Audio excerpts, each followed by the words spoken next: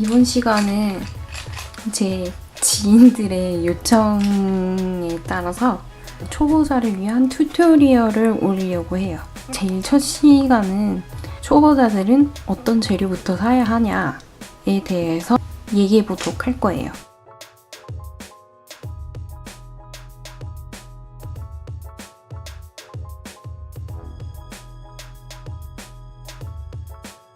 일단은 그림을 그릴 거야 라고 마음을 먹으면 이 그림을 그리기 위한 재료들이 필요하잖아요. 그림을 좀 어떻게 배워본 적 있거나 그러신 분들은 뭘 사야 될지 대충 감이 와요. 근데 그렇지 않은 분들은 사야 될 것도 너무 많고 어떤 걸 사야 할지도 모르겠고 고민들을 아마 한 번씩은 해보셨을 거예요. 저는 이번에 거기에 조금이나마 도움이 한번 되고 싶어서 이 영상을 만들어 보게 됐어요. 무엇을 쓰실 것이냐, 연필들이 좋을까, 펜들이 좋을까, 그런 생각들이 드실 거예요. 뭐 연필 중에서도 이렇게 이런 연필들도 있을 수 있고 콩테 이런 것도 있을 수 있고 색연필도 있기도 하죠. 그리고 펜 중에서도 이렇게 물에 번지지 않는 펜들, 그리고 앞 모양이 펜촉처럼 생긴 펜들, 그리고 붓펜 같은 펜들, 색이 있는 펜들, 어떤 거를 쓰셔야 될지 엄청 고민이 되실 거예요. 제가 여기에 대해서 간단히 설명을 드리도록 할게요. 연필 같은 경우는 어떤 장점이 있냐면 일단 지우기 쉽고 고치기 쉽다는 장점, 그리고 이런 펜들에 비해서는 굉장히 무르고 잘 써지는 그런 성격을 가지고 있기 때문에 대충 학교에서는 이런 연필 같은 걸로 많이들 시키곤 하잖아요. 그래서 이건 우리에게 되게 익숙한, 그에 비해서 펜들은 우리가 많이 써보긴 했지만 특히나 초보자분들이 펜을 쓰실 때 고치기 어렵다는 점에서 굉장히 불편함을 느끼시곤 해요. 이건 아주 좋은 재료예요. 연필 중에서도 굉장히 종류들이 많죠? 뭐 이런 미술용 연필도 있고 그냥 우리가 항상 쓰는 그런 연필들도 있고 그 중에서 또 뭐 이런 이름 있는 브랜드 연필도 있고 그런 샤프도 있고, 이 중에서 무엇을 쓸 것이냐, 사실 무엇을 써도 별 상관이 없어요. 뭐 가장 뭔가 차이가 있다면 샤프 같은 경우는 연필에 비해서 굉장히 얇은 선들 같은 경우를 쉽게 쓸 수 있겠죠? 그리고 깎아 쓰지 않아도 된다는 장점이 있고요. 더 무르고 많은 면을 칠하기 위해서는 목탄이나 그런 것들을 사용하셔도 되지만 꼭 그런 것들을 하시지 않을 거면 그냥 이 정도에서 쓰시는 게 가능해요. 다른 점들이 있다면 여기 보이시는 것처럼 여기 삽이라고 되어 있죠. 숫자가 더 높을수록 더 굵고 진한 선들을 쓸 수가 있어요. 그래서 B랑 2B랑 4B랑 8B랑 차이가 되게 커요. 그리고 연필 같은 경우는 흑연으로 된 심을 갈아서 쓰는 거라서 얘에 비해서는 굉장히 나중에 번지는 경우들이 있어요.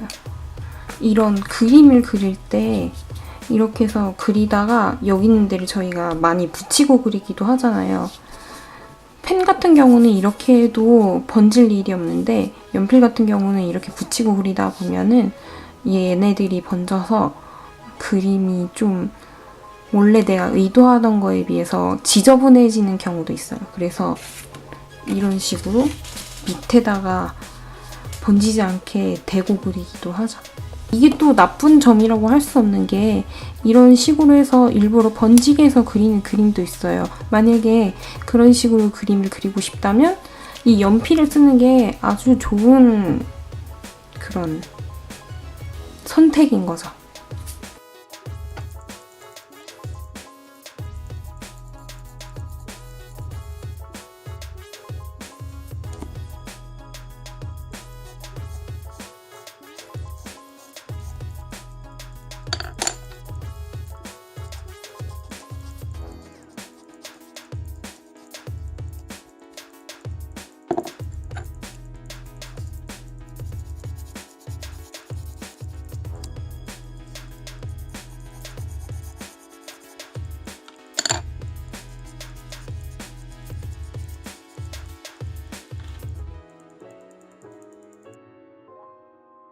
그리고 다음 이 번지지 않는 펜들, 뭐 유성펜이라고 하죠. 이런 펜들은 이런 물감으로 채색하는 이런 것들을 할 때 유용하게 쓰여요. 이런 펜들에 비해서는 얘가 번지지가 않다 보니까 스케치를 한 다음에 어떤 식으로 채색을 해도 스케치가 잘 유지가 된다는 점, 그리고 아주 깔끔하게 그려지는 편이죠. 또 이런 류의 펜들이 있어요. 아까 전에 말씀드렸던 것처럼 뭐 이런 펜총 모양의 펜, 이런 것들은 되게, 이런 펜들의 이 펜은 끝이 이렇게 생긴 펜인데 얘네들은 굉장히 일정한 모양의 선만 낸다면 얘네 같은 경우는 조금 더 변수가 있는 선들을 만들 수 있는 펜들이에요.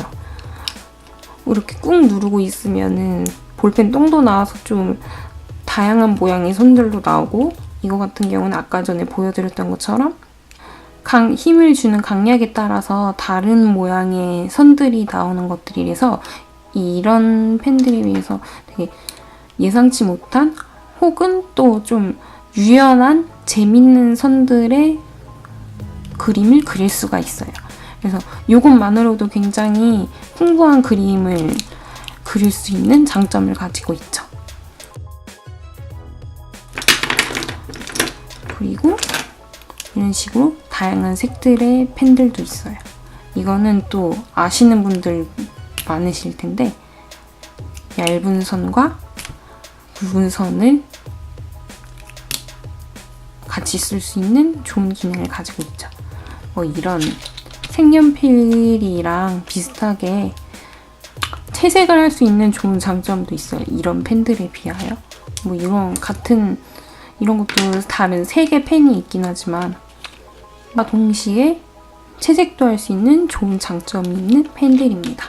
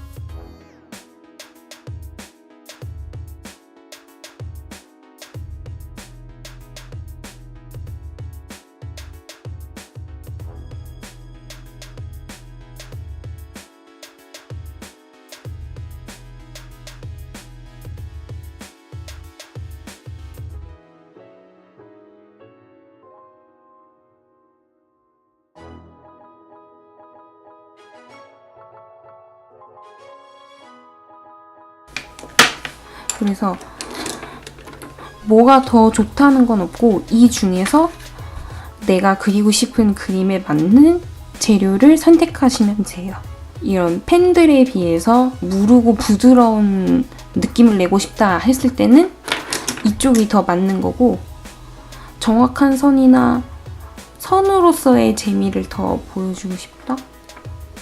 이런 것들에 비하여 조금 더 정확하고 깔끔한 선들을 보여주고 싶을 때는 펜이 더 맞는 거고, 또 펜 중에서도 번지지 않는 펜만으로 재밌는 그림을 그리고 싶다? 그럴 때는 뭐 이런 다양한 모양의 펜들, 그리고 채색도 같이 하고 싶다, 아니면 색이 있는 그런 것들을 하고 싶다 그럴 땐 이런 거.